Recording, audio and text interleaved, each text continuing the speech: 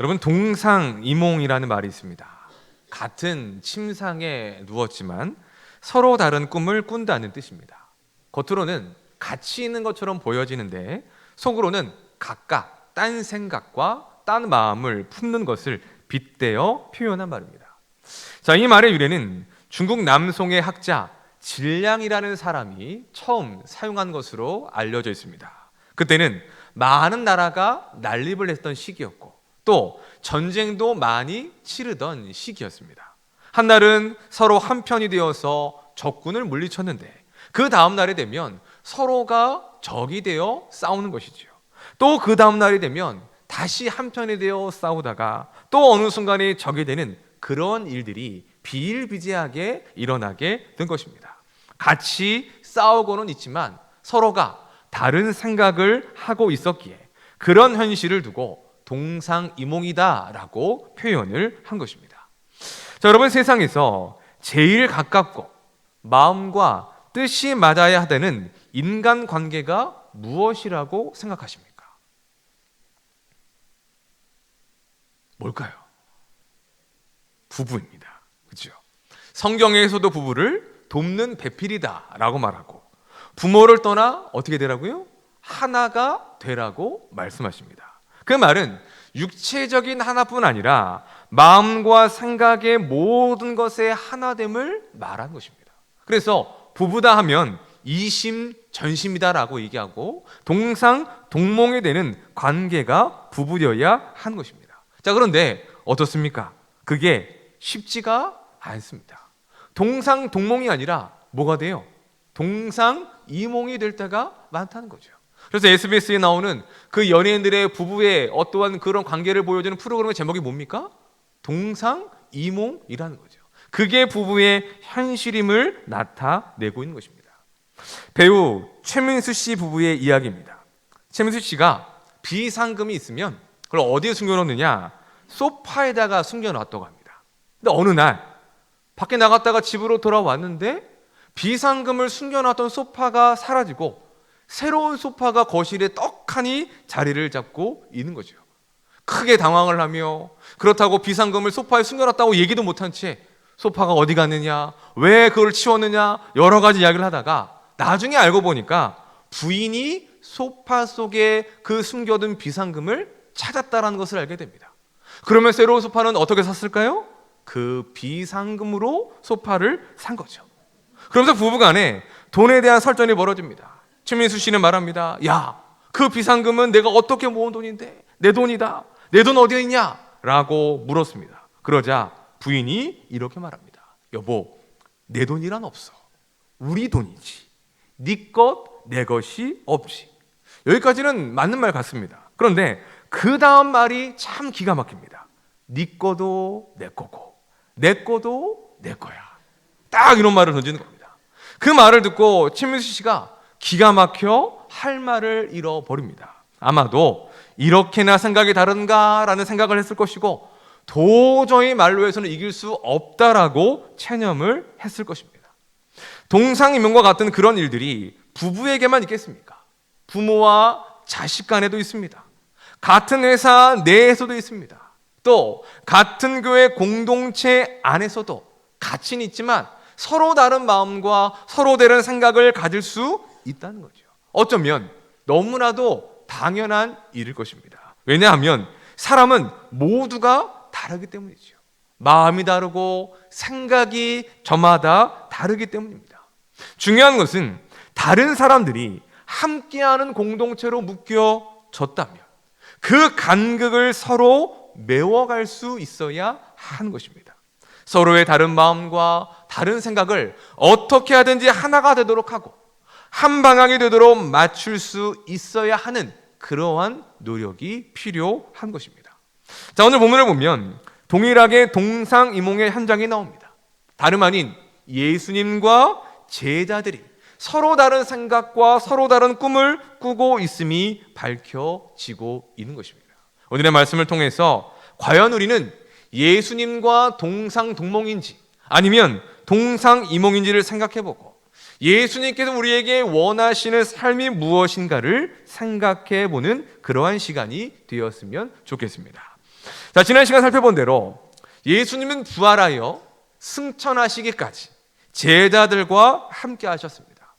약 40여일의 그 시간 동안에 하나님 나라의 일을 핵심적으로 가르치셨고 성령을 기다려야 된다라고 분부하십니다. 그러자 그 모든 말씀을 듣고 제자들이 예수님께 이러한 질문을 합니다. 자, 우리 6절 말씀을 보겠습니다. 6절 시작. 그들이 모였을 때에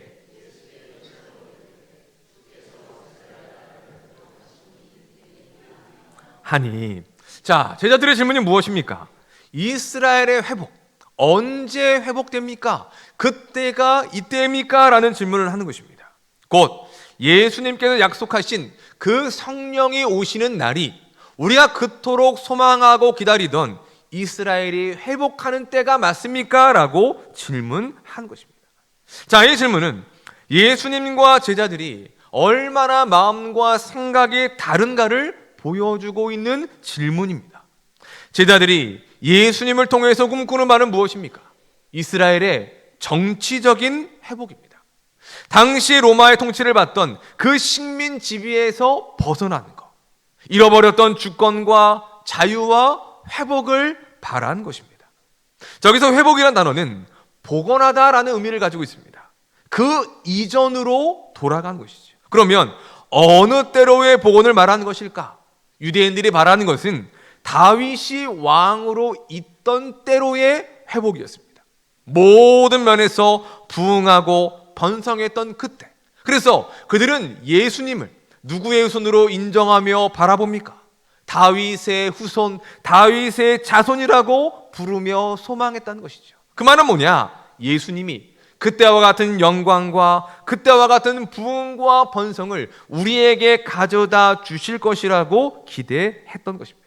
그래서 제자들은 약속하신 성령이 오시는 때 우리가 그토록 기대했던 이스라엘의 회복이 이루어질 것이라고 생각했던 것입니다.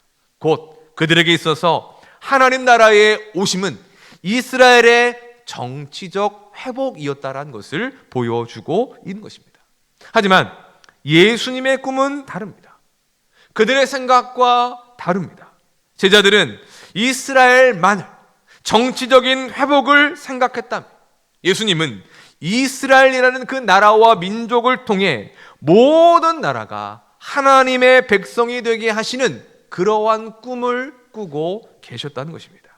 그들 모두가 예수님을 믿고 구원을 받아 하나님의 통치를 받는 하나님의 나라가 되기를 원하신 것이죠. 하나님의 나라는 성경에서 매우 중요한 주제입니다. 예수님이 왜 이 땅에 오셨는가? 라는 그 질문에 우리는 한마디로 하나님의 나라를 위함이다 라고 대답할 수가 있는 것입니다. 예수님께서 하나님 나라의 왕으로 이 땅에 오셨고 십자가에서 죽으시고 부활하심으로 모든 열방을 하나님의 나라, 하나님의 통치를 받는 그와 같은 역사를 이루시고자 했기 때문인 것입니다. 그래서 예수님의 가르침의 핵심도 하나님의 나라입니다. 마태복음 4장 17절을 보면 이렇게 말씀하고 있습니다. 우리 함께 읽어보겠습니다. 시작. 이때부터 회개하라, 천국이 가까이 왔느니라 하시더라. 아멘. 이 말씀은 예수님께서 사역을 시작하시며 처음으로 선포하신 말씀입니다. 무엇을 선포하십니까? 하나님의 나라, 천국을 선포하신 것입니다. 그리고 이 땅을 떠나시기 전에는 제자들에게 하나님의 나라를 가르치셨습니다. 처음부터 마지막 모든 시간까지 예수님의 공통된 주제와 가르침과 모든 사역의 핵심은 하나님의 나라이라고 말할 수가 있는 것입니다. 자, 그렇다면 여러분은 하나님의 나라를 무엇이라고 생각하십니까? 하나님의 나라는 과연 어떠한 것일까요? 어떤 분들은 하나님의 나라, 천국은 죽어서 가는 곳이라고 생각합니다. 슬픔과 고난과 고통뿐인 이 세상 속에서 예수님을 잘 믿고 붙들어서 마침내 그 보상으로 가는 눈물도 없고 안식과 기쁨이 있는 그러한 나라가 바로 천국이라고 생각하는 것입니다. 또 제자들 같은 경우는 이스라엘만을 하나님의 나라라고 생각합니다. 자신들만이 하나님의 택함 받은 백성이기 때문에 자기들 외에는 하나님의 나라가 있을 수 없다라고 여기는 것이죠. 둘 다 하나님의 나라를 오해하고 있는 것입니다. 왜냐하면 하나님의 나라는 죽어서만 가는 나라가 아니라 이 땅에서도 누릴 수 있고 이 땅에서도 얼마든지 임할 수 있는 나라이기 때문인 것입니다. 또 하나님의 나라는 이스라엘만이 아니라 예수님을 믿고 그 다스림과 통치를 받는 모든 이들을 말하고 있기 때문인 것입니다. 자, 우리 누가복음 17장 21절 말씀을 읽어보겠습니다. 시작. 또 여기 있다. 하나님의 나라는 너희 안에 있느니라. 아멘. 예수님은 하나님의 나라가 어디에 있다고 말씀하십니까? 너희 안에 있다라고 말하고 있습니다. 그 말은 예수님을 믿고 있는 성도들의 삶에 하나님의 나라가 있다는 것이고 그들이 모인 공동체 가운데에 하나님의 나라가 임하고 있다는 것을 말씀하시는 것입니다. 이것이 어떤 의미입니까? 하나님의 나라란 예수님이 우리의 왕이 되심을 인정하고 예수님의 다스리심을 받는다면 그 모든 것이 바로 하나님의 나라가 될 수 있다라는 말인 것입니다. 곧 하나님의 백성들은 우리가 삶 속에서 예수님의 말씀을 따르고 예수님을 진정으로 따르는 삶을 살아간다면 우리가 하나님의 나라가 되고 우리가 살아가는 삶 가운데에 하나님의 나라가 임하게 된다라는 것입니다.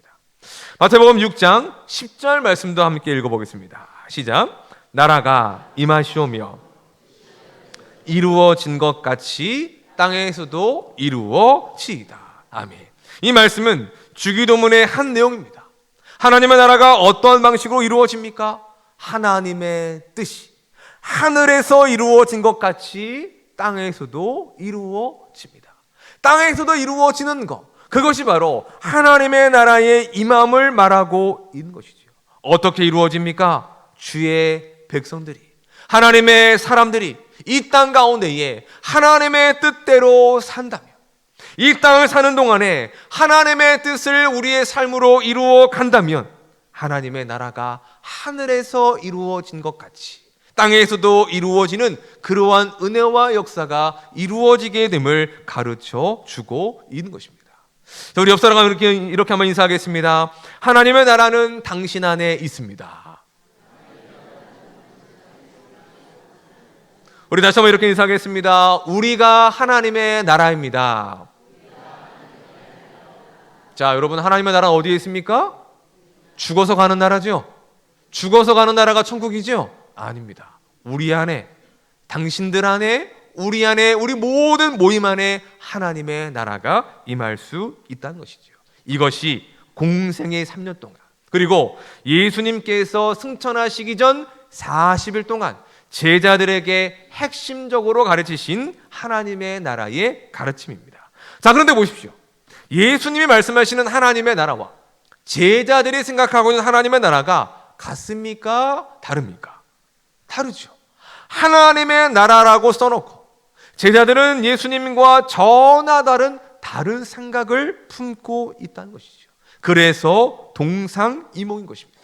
그런 제자들에게 예수님은 두 가지를 말씀하십니다.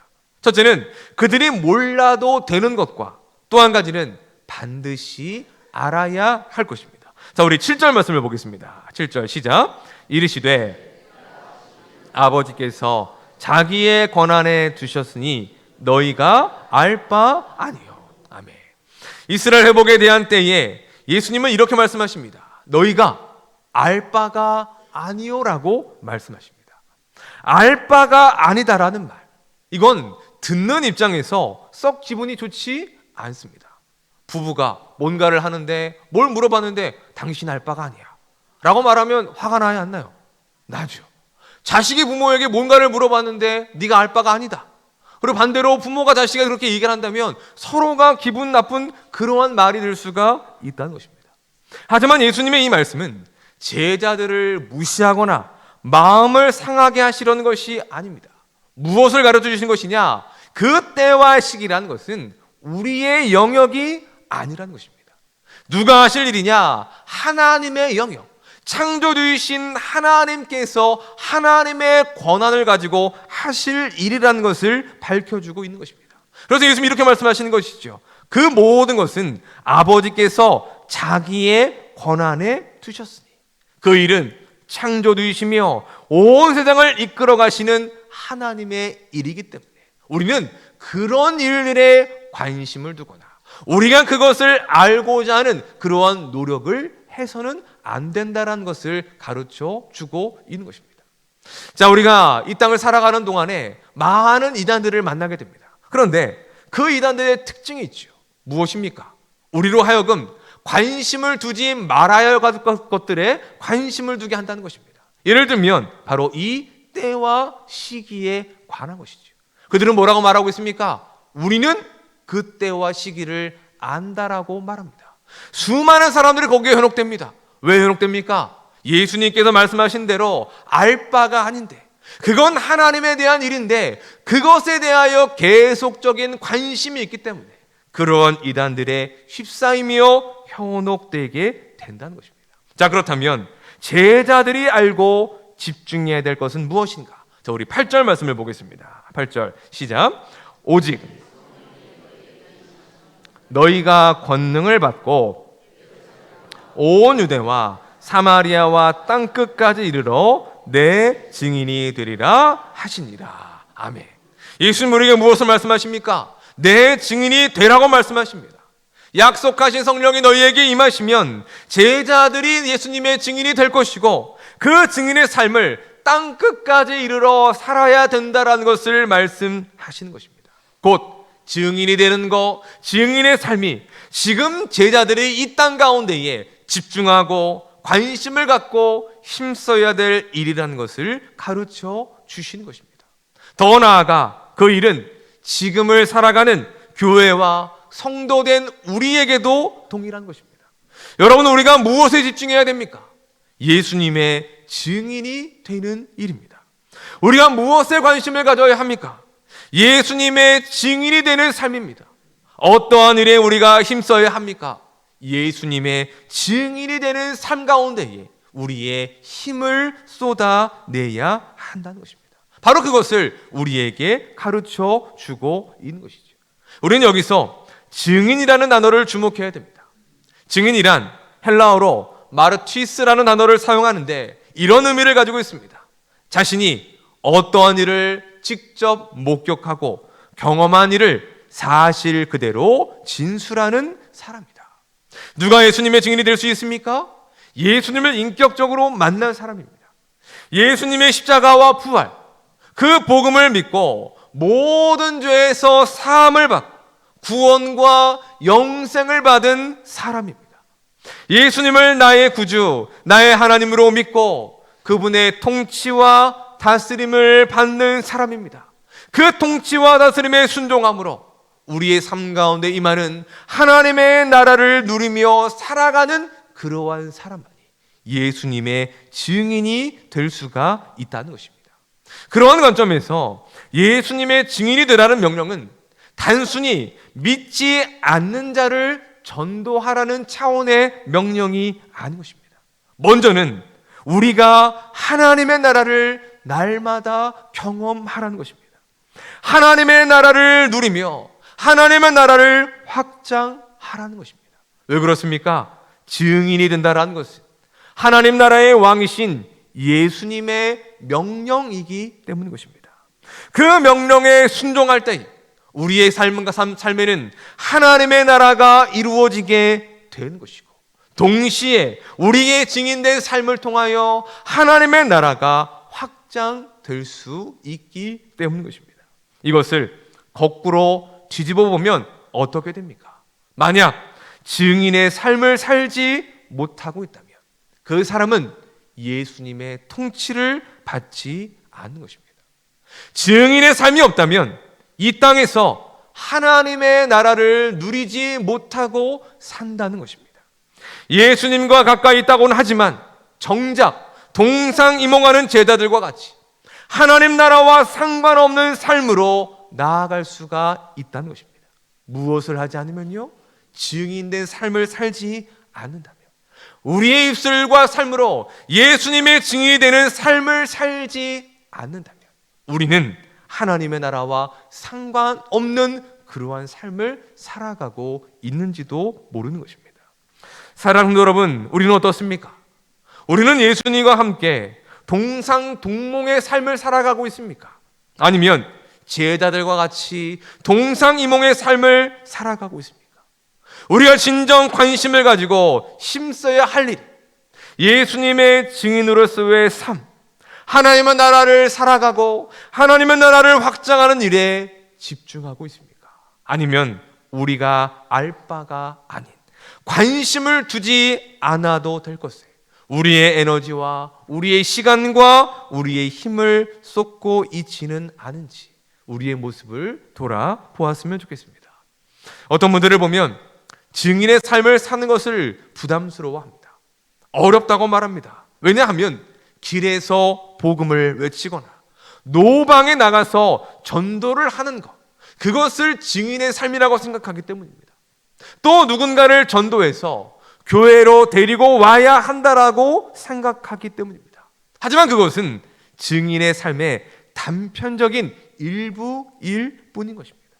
저는 그 어떤 것보다 우리에게 있어서 증인의 삶은 교회 안에서 이루어져야 한다라고 생각합니다. 즉, 예수 그리스도의 복음을 가장 먼저 교회 안에서 예배 때마다, 말씀을 들을 때마다 설교자의 입술을 통하여 예수님이 증거되어야 하는 것입니다. 그래야 성도들이 예배를 통하여 예수님을 경험케 되고 예수님을 증거하는 삶으로 나아갈 수가 있게 되기 때문인 것이죠. 저는 예배 때마다 예수님의 증인의 삶을 살고 있습니다. 말씀을 통해 예수님이 누구이신지를 증거하고 저의 삶 속에서 만나고 경험한 예수님을 드러내고 있는 것이죠. 그럴 때에 저는 제 안에 하나님의 나라가 임하는 것을 느끼게 됩니다. 설교를 잘하고 못하고, 잘 준비됐고 못했고 상관없이 그 설교 속에서 예수님이 증거되고 있는가, 그 한 가지의 사실이 바로 저로 인하여 하나님의 나라를 누리게 하는 그러한 은혜를 허락해 준다는 것입니다. 일부 예배 때도 찬양하다가 갑자기 눈물이 터져서 찬양을 제대로 못했습니다. 왜 눈물이 있을까? 왜 이런 것들이 있을까? 하나님, 눈물을 흘리는 거 창피합니다. 예배 끝나고 성도들 얼굴 보는 게 부끄럽습니다. 제발 좀 눈물 좀 줄여주십시오라는 마음이 있는데 이게 마음대로 되지 않습니다. 왜 그런가 생각해 보니 하나님의 나라가, 그 복음을 전하는 예수님을 증거할 때에 저의 삶 가운데에 임하기 때문이죠. 눈물과 감격과 감사가 그러한 은혜를 통하여 회복되고 있는 것입니다. 그렇다면 여러분은 교회 안에서 어떻게 증인의 삶을 살 수 있습니까? 교회의 모임들이 바로 그러한 현장이 되는 것입니다. 구역 모임에서, 전도의 모임에서, 여러분이 속한 부서와 공동체 안에서 우리는 얼마든지 예수님을 증거하는 증인의 삶을 살아갈 수가 있다는 것입니다. 구역 모임을 하며 예배와 말씀을 통해서 깨닫게 된 예수님을 서로가 나누게 됩니다. 또 그날 구역 모임의 본문의 말씀을 통해서 깨닫게 된 하나님과 나에게 주시는 교훈을 나누게 됩니다. 하나님이 어떤 분이신지, 우리에게 어떤 교훈을 주셨는가를 서로가 서로의 입술로 나누고 서로가 말하는 것들을 듣게 되는 것입니다. 그것이 무엇입니까?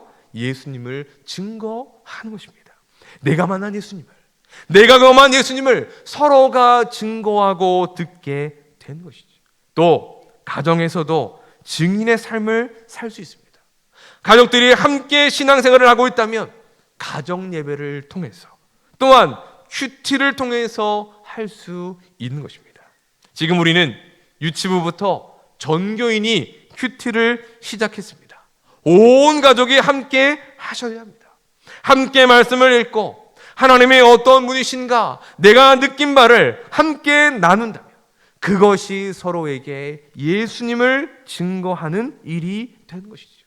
아이들도 얼마든지 자신의 입술로 예수님을 증거할 수 있는 것입니다. 곧 증인의 삶이란 어디 멀리서부터가 아니라 우리의 삶의 중심인 교회와 가정에서부터 시작되어야 한다는 것을 가르쳐 주고 있는 것입니다. 예수님은 제자들에게 오직 성령이 너희에게 임하시면 땅끝으로 가라라고 말씀하지 않으십니다. 사마리아로 바로 가라고 말씀하지 않으십니다. 어디서부터가 시작입니까? 예루살렘입니다.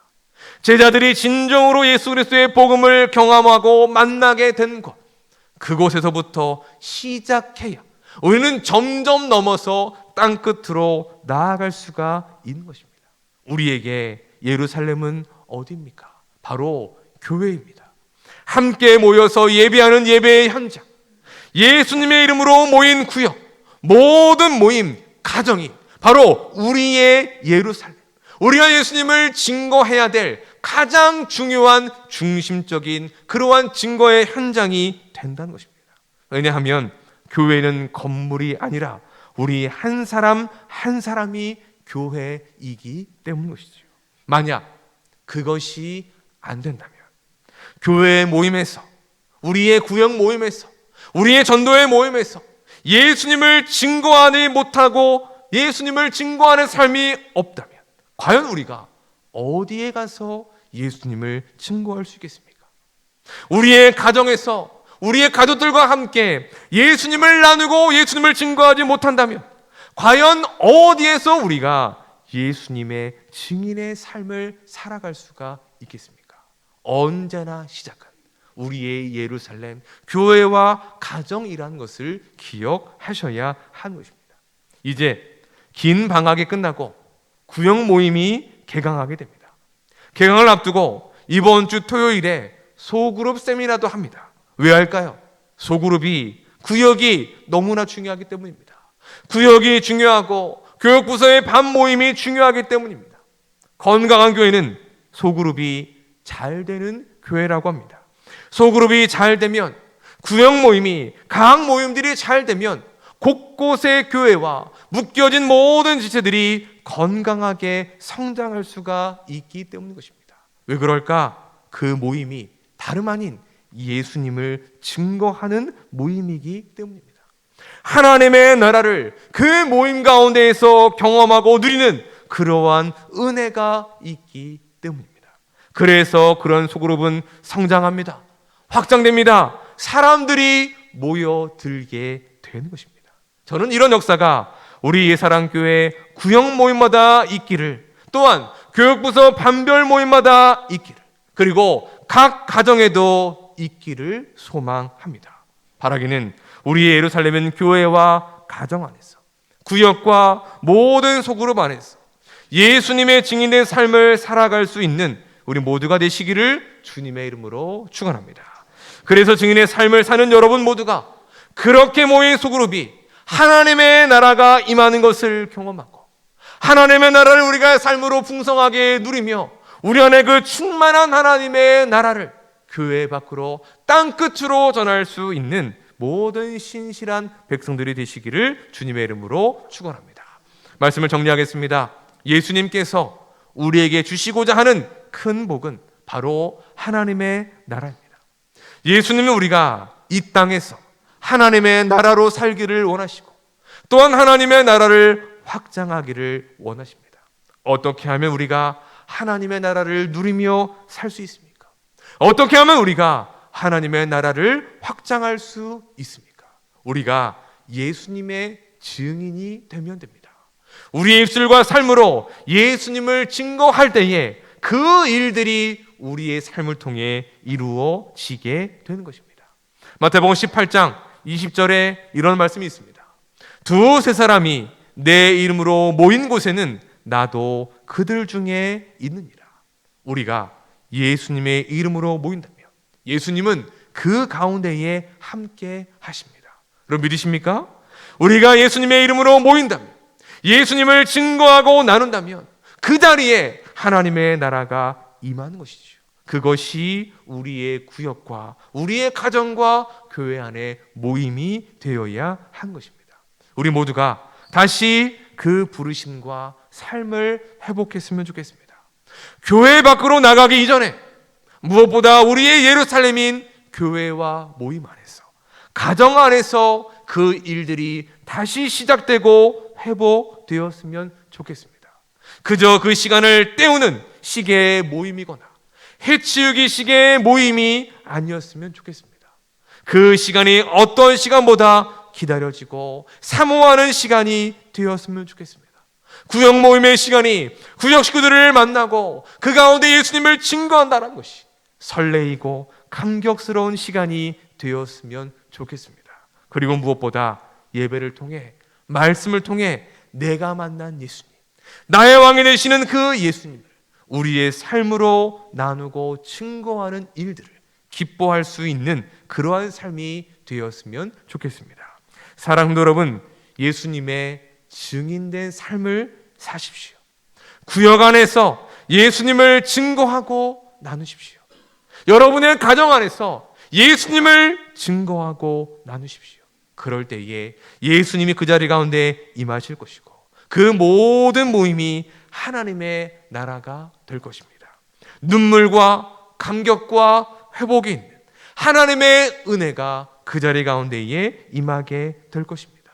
우리 모두가 예수님의 증인이 되어 하나님의 나라를 누리며 하나님의 나라를 확장하며 살아갈 수 있는 신실한 주의 증인들이 되시기를 주님의 이름으로 간절히 축원합니다.